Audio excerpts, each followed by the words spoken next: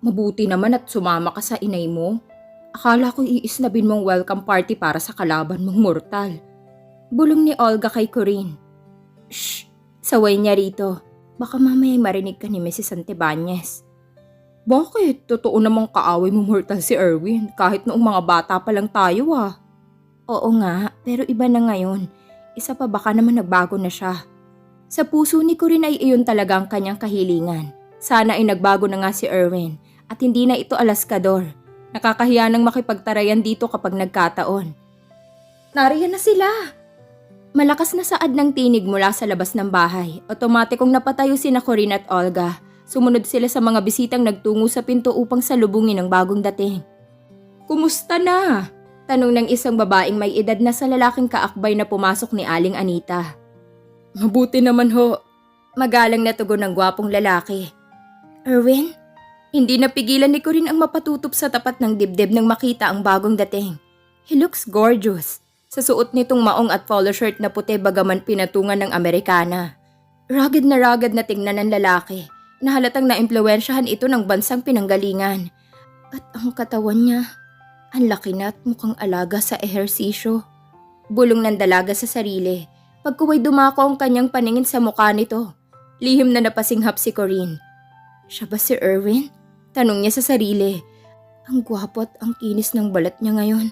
Parang hindi siyang Erwin na lagi kong kaaway noon.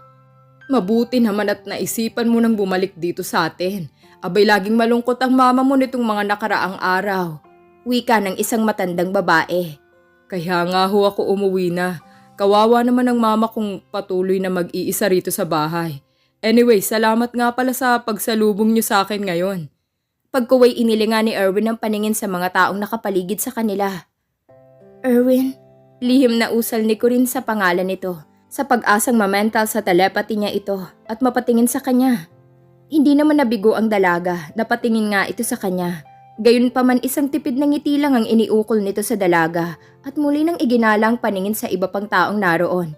Lihim na nakadama ng pagkasiphayo si Corinne. Nakalimutan na ba siya ng kababata at mortal na kaaway? Bigla ay gusto niyang umuwi na.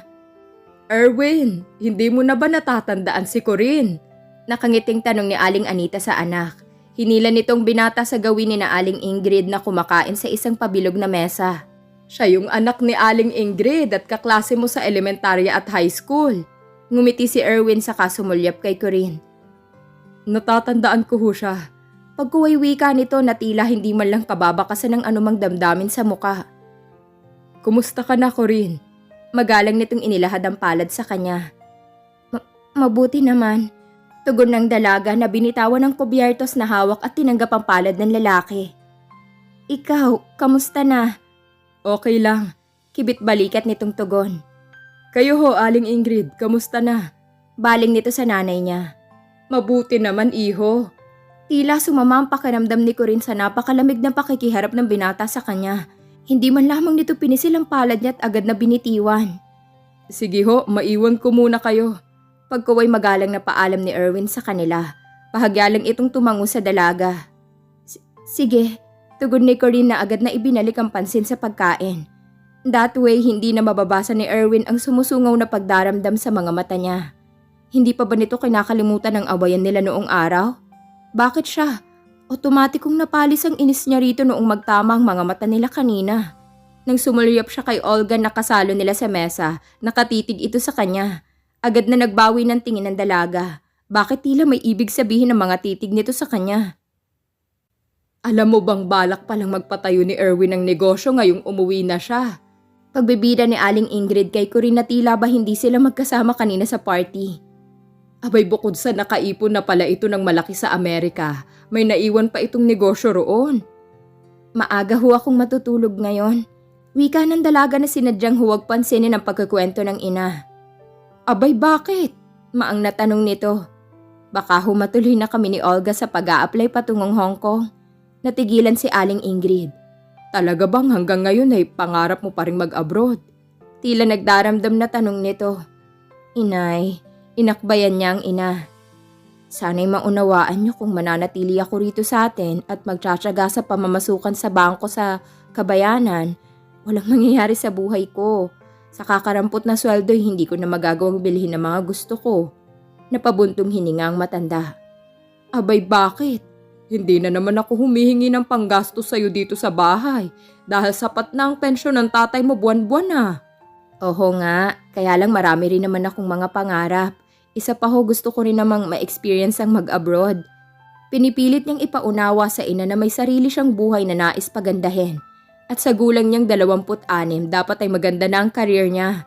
Ngunit naburo ang kanyang pinag-aralan sa pamamasukan sa bangko sa kabayanan sa pagnanais na huwag maiwang mag-isa ang ina. Minsan pang napabuntong hininga si Aling Ingrid. Bahala ka nga. Makasang pagdaramdam na humakbang na patungo sa kwarto nitong matanda. Napabuntong hininga na lamang si Corinne at pilit na inignora ang kurot sa konsensya niya. Kung magpapadala siya sa emotional blackmail ng ina, mananatili na lamang siyang isang karaniwang teller sa mahinang klaseng bangko sa kabayanan. Isa pa matatalo siya ni Erwin. Gayunpaman, hindi ang napag-usapan nila ng ina ang ayaw magpatulog kay Corinne ng gabing yon. Erwin, ang laki na ng pinagbago mo. Bulong niya sa sarili habang nakapikit. Binalik-balikan din ang dalagang anyo ng lalaki kanina. Kay dami na sigurong babae ang nababaliw sa'yo. Napailing siya sa isipin yon. Pero hindi ako dapat mapabilang sa kanila. Corinne! Malakas na tawag ni Erwin sa kanya, napalingon ng batang babae. Agad siyang namutla nang makilala ang papalapit sa kanya. Bakit? Angil ni Corinne nang makalapit na ito. Pasabay! Wika ng batang lalaki habang habol ang hininga dahil sa ginawang pagtakbo. Ayoko nga. Ingos niya rito. Mamaya may dala ka na namang ipis, ilagay mo sa buhok ko. Hindi, wala. Gusto ko lang mag-sorry kaya kita sinundan. Pinalamlam pa ng batang si Erwin ng mga mata. Total, iisa naman ang uuwian nating baryo. Talaga? Hindi makapaniwalang tanong ni Corinne. Oo, Pexman.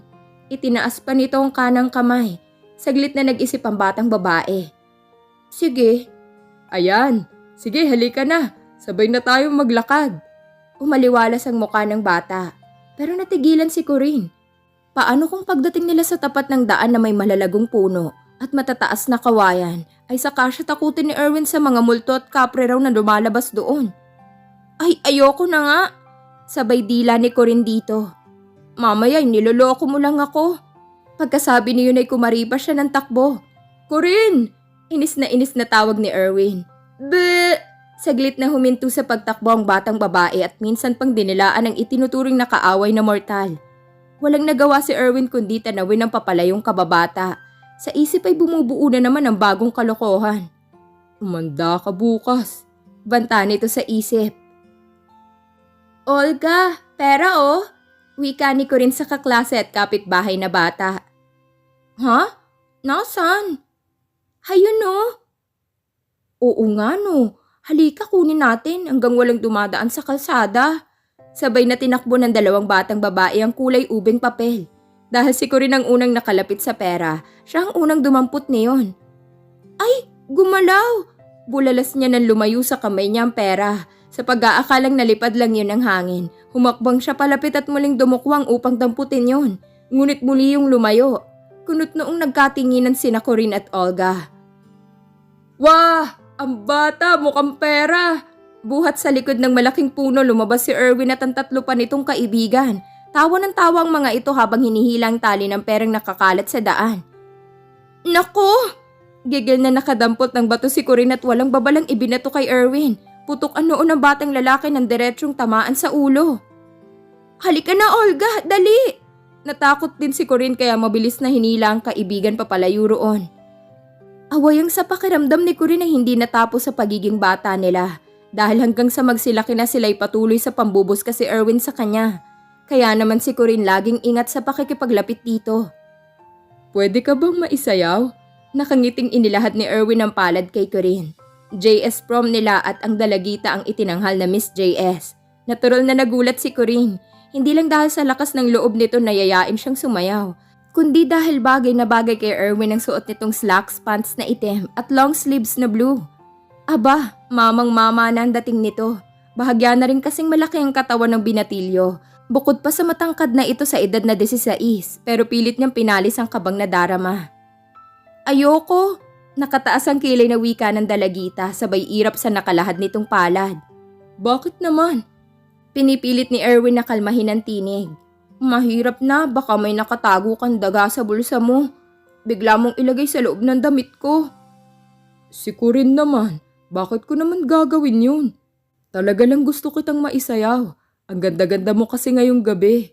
Coming from his mouth, gusto mang kiligin ni Corinne ay pinigil niya. Salamat, pero matagal ko nang alam yan.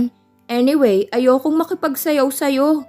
Tuluyang namula si Erwin at minsan pang inilinga ang paningin sa paligid. Sa paningin ng binatilyo ay itong pinagtatawanan ng lahat ng naroon. Ang suplada mo talaga. Hindi napigilang bulalas nito. Kahit kailan akong magtangkang makipagbati sa'yo, lagi mo akong hinihiya. Pagkawika na yun ay nagdadabog na tumalikod ang binatilyo. Kahit papaano'y nakadama ng guilty feeling si Corinne. Alam niyang maraming nakarinig sa panghihiya niya rito. Gayunpaman pinilit niyang kalimutan na nangyari. Corinne! Maya-maya ay lumapit sa kanya si Olga habang nakikipagsayaw siya sa isang kaklase. Bakit? Pabulong na tanong niya. Si Erwin napaaway daw sa labas ng school. Ha? Bakit daw? Kinabahan siya. Lasing raw at naghahamon ng away. Ayun pinatulan ni na Hector. Lalong nakonsensya si Corinne. Alam ng dalagita na kaya naglasing si Erwin ay dahil hiniya niya. Talaga namang basagulerong Erwin na yun eh. Cover up niya sa nadaramang guilt. Hi! Nakangiting wika ni Erwin na humarang sa daraanan ni Corinne. Napaatras si Corinne. Napalingap siya sa paligid sa pag-asang may kasabay siyang naglalakad sa bahaging yun ng kalsada. Ngunit dahil liblib ang baryo nila at paggabi na, wala siyang nakitang taong maliban sa kanilang dalawa ni Erwin. Anong kailangan mo? Sinadya niyang langkapan ng tigas ang tinig sa pag-asang masisindak niya ang binatilyo. Wala. Gusto ko lang ibalita sa'yo na kaya ako may black eye ngayon ay dahil sa panghihiya mo sa akin ng JS natin. Nagpatuloy ito sa paglapit sa kanya. Aba, at anong pakailam ko sa'yo? Talaga namang basagulero ka. Pilit pa rin siyang nagtataray. Paglabas ko sa school ay inaabangan ako ni na Hector, tinutuksot pinagtatawanan. Kaya inaway ko sila. Yun ang totoong nangyari. Matiim na matiim ang titig ni Erwin sa dalagita. So what? Sinasabi ko lang sa'yo para wag mong isipin na basagulero ako. Saglit na natigilan si Corinne. Bakit sa pakiwari niya ay unti-unti na nagbabago si Erwin? Bukod sa nagiging formal na ito sa pakikitungo sa kanya, parang mamang-mama na itong kumilos. Wala akong pakailam sa'yo. Gayunpaman ay pinili niyang ignorahin ang mga napupuna sa kababata. Paraanin mo nga ako. Ngunit hindi kumibo o tuminag man lang sa kinatatayuan ng binatilyo. Ano ba? Mangiinis ka na naman ba? Lakas loob niyang sinalubong ang matiim na titig nito. Sana'y dumating ang araw na mapatunayan ko sa'yo kaya ko lamang ginagawa mga pangiinis sa'yo ay dahil may dahilan ako. Pagkawika na yun ay tumalikod na si Erwin at humakbang pagawi sa bahay nito. Natitigilang nasundan na lamang ng tingin ng dalagitang kababata. Pilit niyang iniignorang pagnanais na tawagin ito at sabihing bati na sila. Nakalimutan na nila ang kanilang mga awayan na nag-uugat sa kanilang kamusmusan. Kaya na naman sa daraanan natin ang mga barkada ni Erwin kasama siya. Wika ni Olga kay Corinne, natigilan sa paghakbang ang dalagita. Kahapong hinarang siya nito ay ibang itsura. Tila ito nakakaawat kay bait-bait. Bakit ngayon ay ganoon na naman ang ngisi nito? Huwag mong pansinin ang unggoy na yan. Naalerto na naman si Corinne. Tsak na meron na namang nilulutong pakulong lalaking yan. Saad ni Corinne na taas noong nagpatuloy sa paghakbang sa maputik na kalsada. Kauulan lang kasi at dahil hindi pa sementado ang daan papasok sa baryo San Ignacio, nagpuputik ang daan at ayaw maghatid ng tricycle sa loob ng baryo. Oo nga, mukhang may iniisip na namang kapilyuhan ng mga ngiti niya. Sang-ayon ni Olga. Hi Corinne. Hi Olga. Masiglang bati ni Erwin sa kanila nang matapat sila sa grupo nito. Ang apat na mga kasama naman nito ay nagngingisian at nag-aapiran. Hindi man lang nag-abala si Corinne na sulyapan ng binatilyo. Hi Erwin! Si Olga ang gumanti sa pagbati nito. Takot kasi itong pagsupladahan ng kaklase dahil baka ito naman na mapagbalingang buskahin ng binatilyo. Mabuti ka pa, mabait. Yang kasama mo ang suplada. Hindi man lang makabati. Nakalimutan na yata yung pinag-usapan namin kahapon. Tila nagdaramdam na wika ni Erwin. Bahagya pa nitong pinalungkot ang muka. As in, tampong-tampo sa pang-iisnab ni Corinne. Uy, nag-usap sila kahapon. Kansyaw ng 4 na kasama ni Erwin. Inis na inirapan ni Corinne ang mga kasama nito at napilitan siyang sulyapan ng binatilyo. Pwede ba, Erwin? Tigilan mo nga ako. Nagpapakyut ka pa, hindi ka naman cute. Angil niya rito. Ang sabihin mo, suplada ka talaga. Palibhasa, ikaw na naman ang highest sa klase natin kanina. Nakangising wika ng binatilyo. Talaga, kasi ako nag-aaral. Ikaw, bukod sa buskador ka na, bulak-bolero ka pa.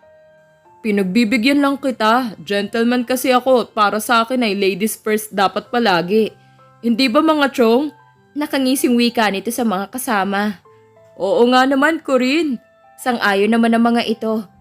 Gentleman lang talaga tong kaibigan namin. Saka nagtawanan ng mga ito. Halika na nga, Olga, at wag na nating pansinin ang mga hunghang na yan. Inis na hinila ni Corinne ang kaibigan. Muntik na siyang maniwala na seryoso ito sa pakikipag-usap sa kanya kahapon. Corinne, may daga sa daraanan mo. Biglang sigaw ni Erwin. Dahil likas na takot sa daga kahit alam niyang nambubus ka lang ito. Bigla siyang napatalon at napatili. At dahil maputik ang kalsada, nawalan siya ng panimbangat na dula sa putik. Minsan pang sumabog ang tawanan ni na Erwin. Malalaki ba ang mga nahuli mong dalag? Buska ng binatilyo kapag kuwan. Oh, bakit ka narito?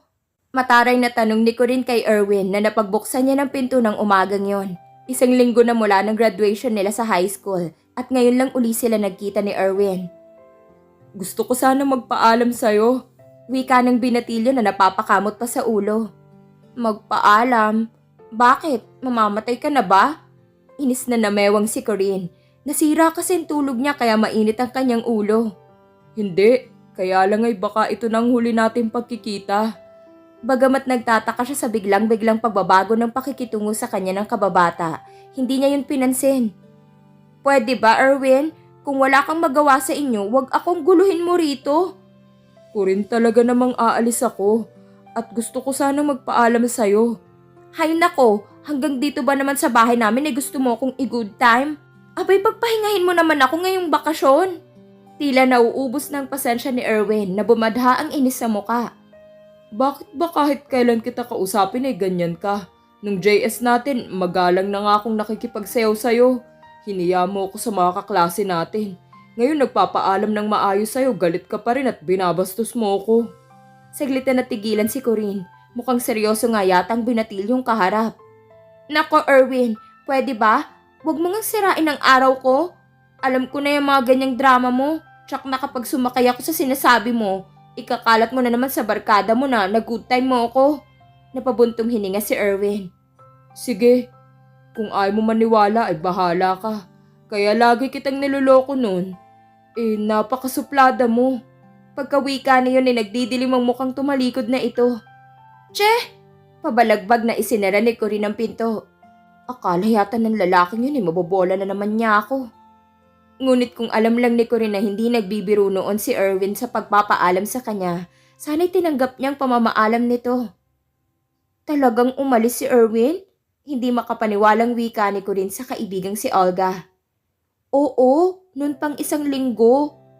Sa kauna-unahang pagkakataon, nakadama ng kahungkagan sa puso ang dalagitang si Corinne.